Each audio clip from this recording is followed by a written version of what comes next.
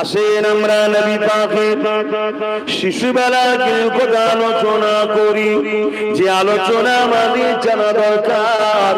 কেননা আমাদের মধ্যে অনেক ধারণা রয়েছে 40 বছর পর থেকে নবীকে মানব, তার আগে অংশটা আমরা নেব না। নাউযুবিল্লাহ। এ যুবকেরা, তরুণীরা, বাপেরা, এমন করে মুজিজা নবীদের দ্বারা ঘটে থাকে। মুজিজা কাদের দ্বারা হয়? একটু বলুন। নবীদের দ্বারা। মুজিজা এমন ঘটনা যেটা সামনেওয়ালাকে অ্যাট্রাকশন আজিজ করার মতো ঘটনা ঘটে। অবশ্যই এটার ঘটনা ঘটাবার মালিক কিন্তু আল্লাহ। প্রকৃত শক্তি কার? সবকিছুই তো আল্লাহর। আল্লাহ ছাড়া কি আছে? এই যে কথা বলছি আমি, এই ক্ষমতাটা কার? আল্লাহ। আল্লাহ আমায় ব্যবহার করতে দিয়েছে। এই যে চোখে দেখছি, এই জ্যোতিটা যে পেয়েছি দেখছি, মূলত এর মালিক কে? আল্লাহ। আল্লাহ তিনি আমায় দিয়েছে। এই যে হাত লাড়াচ্ছি, ক্ষমতাটা কার? আল্লাহর প্রকৃত ক্ষমতা, আমাকে তিনি ব্যবহার করতে দিয়েছে। তো নবী রাসূলদের দ্বারা যেটা ঘটে ওটা আল্লাহই ঘটায়, ওটাকে বলা হয় মুজিজা। আর ওলিদের দ্বারা যেটা অলৌকিক ঘটনা ঘটে ওটাকে বলা হয় কারামত। মুজিজা হক, কারামত হক, অস্বীকার করলে ইসলাম থেকে বেরিয়ে যায়। আমার নবী পাক সাল্লাল্লাহু আলাইহি ওয়াসাল্লামের শিশুবেলাতে সিনা চাক হয়েছে, আপনারা জানেন তো নাকি? সিনা চাক হলো মুজিজা, আর নবীদের মুজিজা হয়। তাহলে আমার নবীর মুজিজা শিশুবেলাতে হয়েছে, তাহলে আমার নবী তখন নবী ছিল না ছিল? মাথায় ঢুকছে তো নাকি? তাহলে আমার নবীর টোটালটাই আমাদেরকে জানতে হবে। কিভাবে আমার নবী পাক আসলেন, শিশুবেলায় কি কি করেছে, কিভাবে বড় হয়েছে, সব বিষয়টা জানার পরে তবে কমপ্লিট সিরাতুন নবী হবে।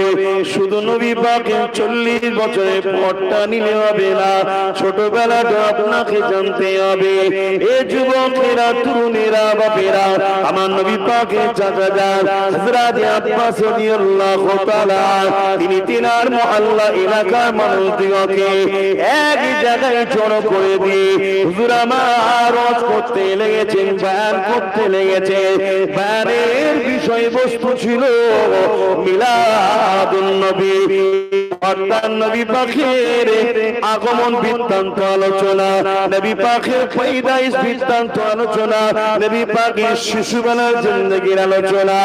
আল্লাহ নবী ওই রাস্তার পাশ দিয়ে যেতেছিলেন, নবী পাককে দেখে সাহাবা হুজুররা এবং প্রতিবেশী যারা ছিলেন তিনারা সবাই উঠে আল্লাহ নবীকে দাঁড়িয়ে সালাম দিতে লাগলেন। এই জন্য আমরা নবী পাককে যখন সালাম দিই, দাঁড়িয়ে সালাম দিই। তবে কেউ যদি বসে সালাম দেয় তার সঙ্গে ঝগড়া ইজাজত নাই। বুঝতে পারলেন? কিন্তু আমরা দিই কেন? এই জন্য সাহাবারা দিয়েছেন। এ নওজওয়ানেরা, আল্লাহ নবী মজলিসের দিকে আগিয়ে গেলেন।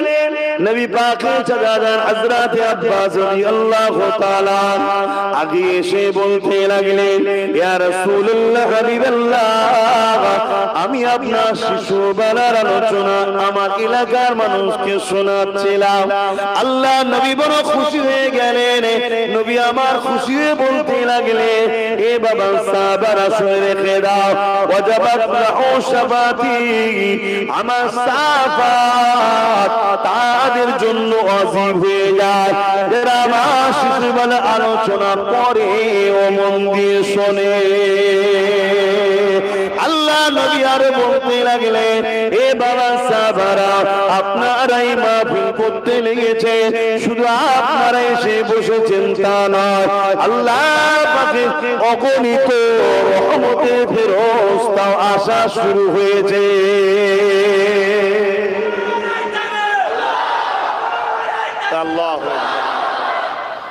তাহলে যেখানে হুজুরের মিলাদের আলোচনা হয়, আগমন বৃত্তান্ত আলোচনা হয়, শিশুবেলার আলোচনা হয়, হুজুরের কওল সিদ্দিকে হযরতে আব্বাস রাদিয়াল্লাহু তাআলা আনহু থেকে রায়াত, সেখানে হুজুর রহমতের ফেরেশতাও হাজির হয়। সাহাবী জিজ্ঞেস করছেন, হুজুর শুধু এটা আমাদের মাহফিলে না অন্য কোন জায়গাতেও হবে? আল্লাহ নবী বললেন, দুনিয়ার যে কোনো জায়গায় যে কোনো প্রান্তে কিয়ামত পর্যন্ত যারাই আমার মিলাদের মাহফিল করবে, মিলাদের আলোচনা করবে, মাহফিল বলতে আপনার ঘরেও হতে পারে, আপনারা স্বামী স্ত্রী বাচ্চা নিয়ে বসে নবীর ছোটবেলার আলোচনা করছেন, ওটাও মিলাদের মাহফিল। আপনার মসজিদের ইমাম বাড়ির রবিউল আউয়ালের দিনে আপনাদের এবার আবার জুম্মা পড়েছে, একসাথে দুটো ঈদ, জুম্মাও ঈদ, রবিউল আউয়াল 12 তারিখ ওটাও ঈদ, দুই ঈদ একসাথে পড়েছে। ইমাম সাহেব যদি আলোচনা করে যে আমাদের নবী পাক সাল্লাল্লাহু আলাইহি ওয়াসাল্লাম আজকের দিনে 570 খ্রিস্টাব্দে প্রায় কম বেশি 1450-1500 বছর আগে এসেছিলেন, তিনি এসে এই কাজ করেছেন, তিনার ছোটবেলায় আগমনে এই ওয়াকিয়া ঘটেছে, ওটাও একটা মিলাদের মাহফিল। কথা বুঝে আসছে? প্রত্যেকটা জায়গাতেই আল্লাহর রহমতের ফেরেশতারা হাজির হবে, জোরে বলুন সুবহানাল্লাহ। এবং নবী বলছেন তাদের জন্য শাফাত আমার ওয়াজিব, জোরে বলুন সুবহানাল্লাহ। আমার যুবকদেরকে প্রশ্ন করছি, তোমার আমার জিন্দেগিতে তো বহুত ভুল আছে, তো এইরকম একটা সুযোগ কেউ হাতছাড়া করি কেন আমরা?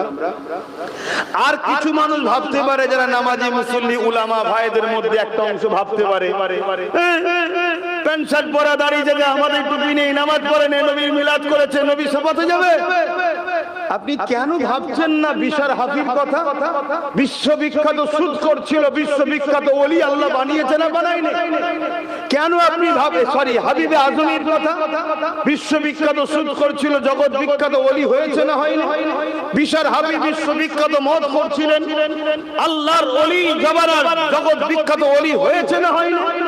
কথা বলে যুগে যুগে এরকম বহুত পাপী ব্যক্তি করে আমার আল্লাহ তিনি পরিবর্তন করে জগৎ বিখ্যাত ওলি বানিয়েছে না বানায়নি? আজকে যে ছেলে প্যান্ট শার্ট পরছে তাই চাচ্ছে বেনামাজি হতে পারে, এর হুজুরের মুহাম্মদের বরকতে একদিন আল্লাহকে নামাজি, রোজাদার, দাড়িওয়ালা, টুপিওয়ালা, মুত্তাকি, পরেজগার আল্লাহ ওয়ালা করে কবরে নিতে পারে, জোরে বলুন সুবহানাল্লাহ। আপনি এত মাথা মারছেন কেন? আল্লাহর রহমত থেকে এত উদাস কেন? নবী বলেছেন যারা আমার মিলাদের মাহফিল করবে, মিলাদের মাহফিলকে ভালোবাসবে, আমার শিশুবেলার আলোচনার মাহফিল বানাবে, আমার শাফাত তারা পাবে, জোরে বলুন সুবহানাল্লাহ। আপনি দেখছেন পাপী, আপনি দেখছেন দাঁড়িয়ে নেই, নামাজ নেই, রোজা নেই, এমন তো হতে পারে কিয়ামতের দিনে আযাব খাটার পরও হুজুরের শাফাতের ওসিলায় একদল লোক জান্নাতে যাবে না যাবে না? সেই শাফাতটাও তো পেতে পারে। এই মাহফিল গুলো হওয়া দরকার আছে না? আমাদের যুব সমাজের বসা দরকার আছে না? না। কিন্তু একদিকে আমরা দুনিয়ার লোভ লালসায় গান তামাশাতে হই হই করছি, অপর দিকে আবার আমাদেরকে মিলাদের মাহফিল বানানো থেকেও দূরে রাখার পরিকল্পনাও চলছে। কিছু কিছু আমার ভাই দাঁড়িয়ে রেখে মাথায় টুপি দিয়ে মৌলানা সেজে এমনও কথা বলে ফেলছে, গায়ের ইসলাম দা তারা তাদের ধর্মগুরুদের জন্ম দিবস পালন করে, ঠিক তেমন আমরাও নাকি নবী দিবস করি। আস্তাগফিরুল্লাহ, আস্তাগফিরুল্লাহ। নবীর শিশুবেলার আলোচনা, শুকরানা মাহফিল বানানো, এই আলোচনা তৈরি করা, এটা সাহাবা হুজুরদের সুন্নাত, জোরে বলুন সুবহানাল্লাহ। হাত্তাকে আমার নবী নিজের মিলাদে শুকরানায় নিজে দুম্বা জবাই করে সাহাবাদের খানা করে খাইয়েছে, জোরে বলুন সুবহানাল্লাহ। কথা বুঝছেন? কিছু আমার ভাইয়েরা বলে এটা আকিকা, আকিকা তো মিলাদের জন্যই হয়, মানে বাংলাতে জন্ম বলে। কথা বুঝে আসছে তো নাকি? হুজুর নিজে 40 বছর বড় বয়স হয়ে যাবার নবুয়তের ঘোষণার পর নবী আকিকা মানে কি বলে পশু জবাই করে, দুম্বা জবাই করে খাইয়েছে, যে আমার মিলাদের খানা খাওয়ালাম, জোরে বলুন সুবহানাল্লাহ। এবং নবী পাক প্রতি সোমবার দিন রোজা রাখতেন এবং সাহাবাদেরকেও বলেছেন তোমরা রাখো, কারণ আমি নবী সোমবার দিন আগমন করেছি, জোরে বলুন সুবহানাল্লাহ। প্রতি সোমবার দিন করি। আর আমরা তো বছরে হলে রবিউল আউয়াল হলে একটু করি। বাপেরান একটা কথা শুনে রেখে দেন, হযরত আবু বকর সিদ্দিক রাদিয়াল্লাহু তাআলা তিনি বলতে লেগেছেন, ক্বালা আবু বকর সিদ্দিক মান আনফাকা দিরহামান আলা খিরাতি মাওলুদুন নবী সাল্লাল্লাহু আলাইহি ওয়াসাল্লাম কানা রাফিকি ফিল জান্নাত। হে নবীর উম্মতেরা, আমি আবু বকর জানিয়ে দিলাম, আমার রাসূলের মিলাদের মাহফিল যারা বানাবে, মাওলুদের মাহফিল যারা বানাবে, শিশুবেলার আলোচনা মাহফিল যারা বানাবে, ওই মাহফিলে যারা অর্থ দেবে, 1 দিরহাম খরচ করবে, কানা রাফিকি ফিল জান্নাত, তারা আমি আবু বকর আমার জান্নাতি বন্ধু হবে। আমার নবী পাকের প্রেমিকেরা, আসুন আমরা নবী পাকের শিশুবেলার কিছু কথা শুনি। আম্মা জান আমিনা বলতে লেগেছে, আমার গর্ভে সন্তান হয়েছে, আমি আমিনা অবাক হতে লাগলাম। কেন দুনিয়া নারীদের গর্ভে সন্তান থাকলে ওই নারীদের পেটটা একটু বড় হয়ে যায়, কিন্তু আমি আমিনা আমার কখনো পেট বড় হয়নি। আমি আমিনা অবাক হতে লাগলাম, দুনিয়া নারীদের গর্ভে সন্তান থাকলে মাসের পিরিয়ডটা মায়েদের বন্ধ হয়ে যায়, কারণ ওই নাপাক রক্তটা মহান সুরুষটা মায়ের নাভির সাথে বাচ্চার নামের কানেকশন করে দিয়ে বাচ্চার শরীরে নাপাক রক্তটা দেয়। কিন্তু আম্মা আমিনা বলতে লেগেছে, আমি আমিনার কোনদিনের জন্য পিরিয়ডটা বন্ধ হয়নি।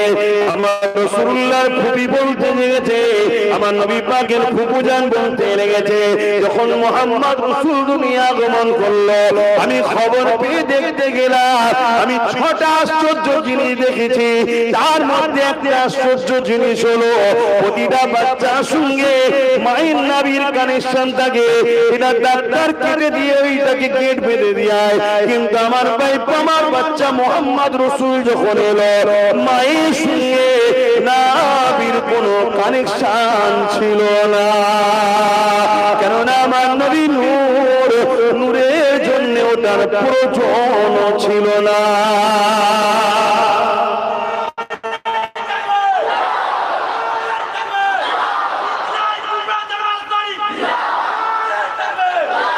আচ্ছা, এই কথাগুলো শোনার পরে আমাদের যুবক ছেলেরা অন্য কাউকে নেতা বলে মানতে যাবে? যে এত বড় ভিআইপি নেতা থাকতে আমরা কেন চুনোপুটি চোর গুণের পিছনে ছুটবো? ভাববে না? ভাববে না? এগুলো তো বলা দরকার। কেউ ঈসা নবীর মেসেজ ছড়াচ্ছে, কেউ মুসা নবীর মেসেজ ছড়াচ্ছে, আরো ইত্যাদি ইত্যাদি, যে যা ধর্মগুরুদের মেসেজ ছড়াচ্ছে। খ্রিস্টানরা বলছে ঈসার মাননেওয়ালারা সবাই জান্নাতি, আর আমাদের মোল্লারা বলছে নবী নাকি শাফাআত করতে পারবে না। তাহলে আমাদের ছেলেরা খ্রিস্টান নবীকে ধরতে যাবে না? যাবে না?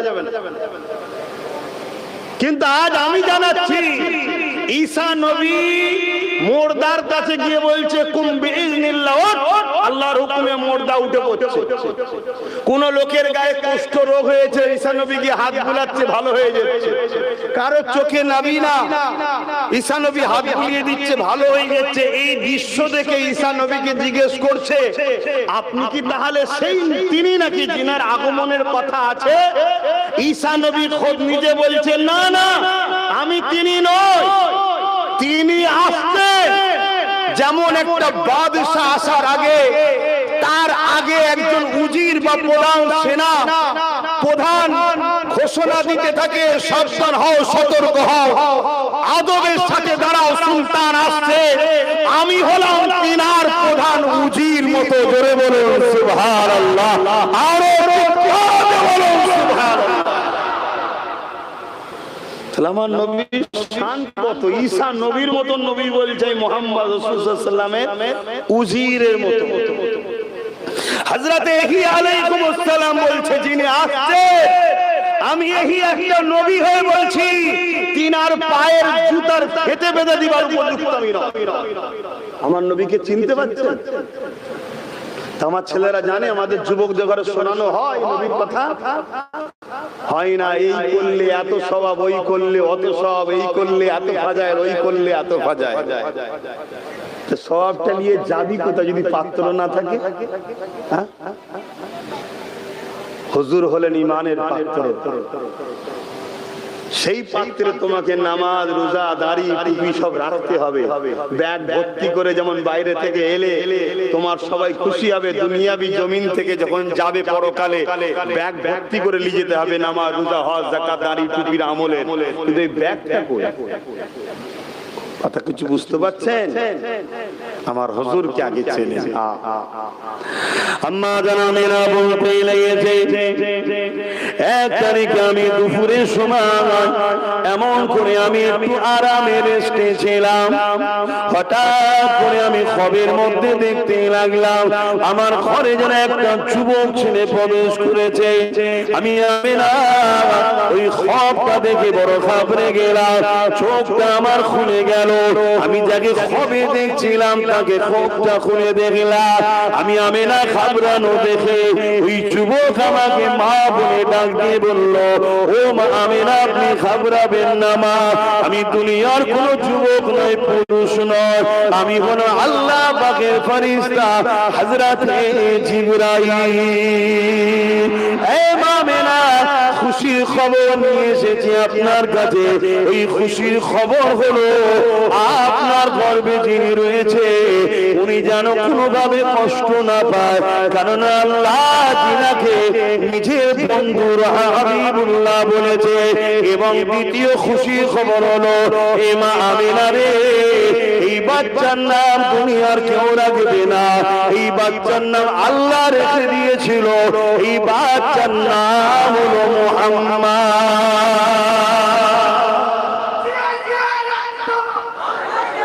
আমার স্লোগান মাহফিলে দেবে না, মানা করে দিলাম। আমার হুজুরের মাহফিল, হুজুরের স্লোগান দাও। আমরা মুজাদ্দেদ জামানের অনুসরণ করি, তিনার উসিলায় আমরা পূর্ব ভারতের মানুষ দিন পেয়েছি, তিনার স্লোগান দাও।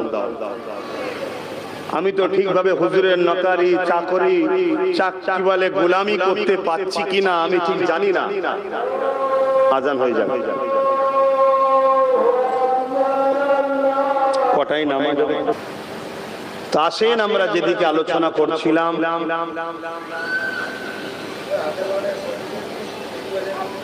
কি কথা যেন আলোচনা করছিলাম। হযরত জিবরাইল সাল্লাম দ্বিতীয় কি বললেন?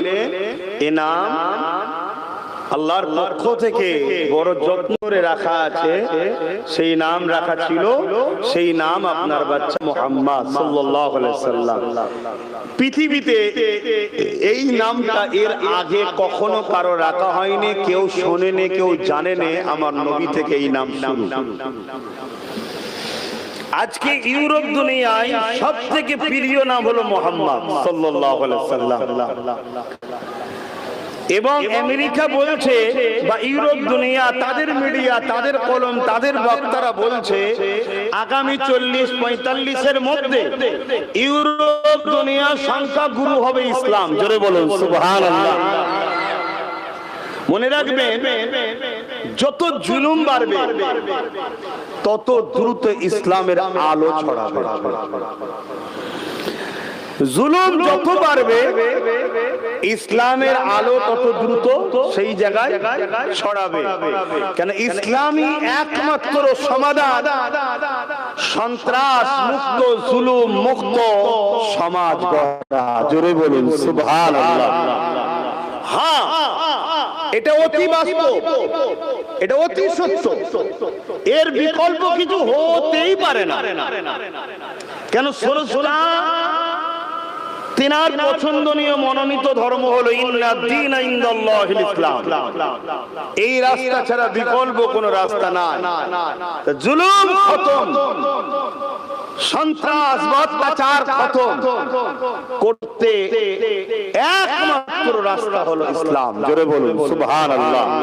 কিন্তু আজকে পশ্চিমা মিডিয়া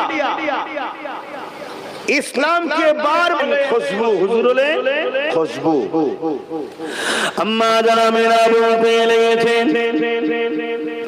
আমার বাচ্চা মুহাম্মদ রাসূলুল্লাহ যখন আমার গর্ভে ছিল, আমার শরীর থেকে এক ধরনের খুশবু বাইর হতো, যে খুশবু মদিনা মক্কার অলিতে গলিতে ছড়িয়ে পড়েছিল। একদিন রাসূলুল্লাহ দাদা জান হযরত আব্দুল মুত্তালিব এবং রাসূলুল্লাহ দাদি জান জিজ্ঞাসা করতে লাগলো, ও মা আমিনা রে, মারে কি এমন আতর ব্যবহার করো যার খুশবুর চর্চা সবার মুখে মুখে রয়েছে? ওই সময় আম্মা আমিনা নিজের মুখে থুতুকে জমিনে ফেলে বলে, দেখেন এ থেকে কত খুশবু বাইর হচ্ছে, এই খুশবু আমিনা ব্যবহার করার নয়, আমিনা কোন খুশবু ব্যবহার করে না। আমার আব্বা আম্মা আমার গর্ভে যিনি রয়েছে তিনার শরীরে তা খুশবু। হাদিস পাকের মধ্যে রয়েছে আল্লাহ নবী কোন রাস্তা দিয়ে যদি যেতে, ওই রাস্তা দিয়ে যদি মানুষ যেত সবাই বুঝতে পেরে যেত এই রাস্তা দিয়ে মুহাম্মদ রাসূলুল্লাহ গেছে। আর একটা বিষয় অন্য দিকে যাচ্ছে, এটা মিলাদের বিষয় নয়, কিন্তু তাও যাচ্ছে।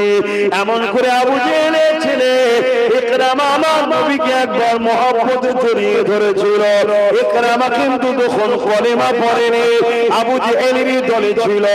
এই জড়িয়ে ধরে ফেলার জন্য আবু জেহেল তাকে শাস্তি হিসাবে মৃত্যুদণ্ড দিয়েছিল, জঙ্গলে গিয়ে মেরে দিয়েছিল, জীব জন্তু পশু পাখি যাতে খোরাক বানিয়ে নেয়।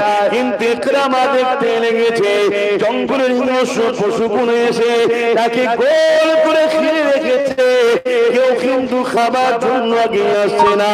ইকরামা তার ভাষায় বলতে লেগেছে, কেন তোমরা আমাকে খাচ্ছ না? আমার অপরাধ হলো আমার ভাই মুহাম্মদ রাসূলকে আমি দেখে জড়িয়ে ধরে ফেলেছিলাম, আমি তার উপরে কিন্তু ঈমান আনিনি। আমার বাপ এর আগে আমাকে মৃত্যুদণ্ড শাস্তি দিয়েছে, তোমাদের খোরাক বানিয়ে দিয়েছে, তোমরা আমাকে খেয়ে নাও। আল্লাহ পাকের ক্ষমতা আছে, যার ক্ষমতার কোনো তুলনা হয় না। আল্লাহু সাইয়্যুন কাদির। ওই পশুদের মধ্যে দেখে এক হিংস্র পশুর জবান খুলে গেল, মানুষের ন্যায় ভাষা বলতে লাগলো, ইকরামারে অবশ্যই তোমায় খেয়ে নিতা, কিন্তু তোমাকে আমরা খেতে পারবো না, কেননা তোমার শরীর থেকে আখিরি নবীর খুশবু পাওয়া যেতেছে। আরো জোরে বলুন সুবহান। এই যুবকেরা ইকরামা ঈমান না এনে আমার নবীকে জড়িয়ে যদি নবীর শরীরের খুশবু পাওয়ার জন্য জঙ্গলের পশুরা না খেয়ে থাকতে পারে, তাহলে আমাদের অন্তরে যদি মুহাম্মদ রাসূলের ভালোবাসা কলেমার যদি ঈমান নূর জ্বালাতে পারি, আল্লাহর জান্নাত আমাদের কেউ আল্লাহ পুরাতে পারবে না।